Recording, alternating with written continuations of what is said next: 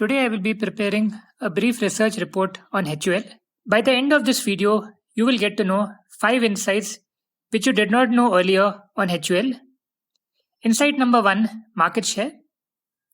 Coming to market share, HUL commands 55% market share in dishwashing detergent segment, 37% in personal care segment, 47% in shampoo market, and 54% in skincare segment. Insight number 2, revenue mix. Coming to the revenue mix, 37% of the sales comes from beauty and personal products, 34% in home care, 24.8% in foods and refreshment business, and 4.4% from others. Insight number 3, location-wise breakup. Coming to the location-wise breakup, 96% comes from India and 4% from the rest of the world. Insight number 4, ROE and free cash flow.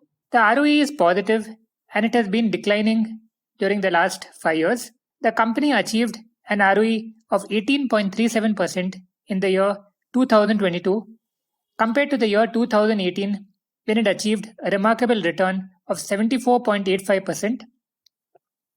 An ROE of above 15 signifies that the company is using the shareholders' funds effectively and is generating an excellent return on investment.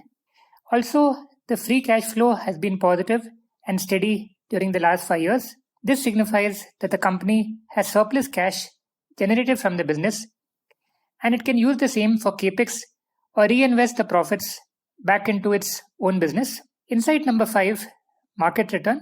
With a 5-year return of 100.25%, the company has outperformed the Sensex, which gave a return of just 84.96%.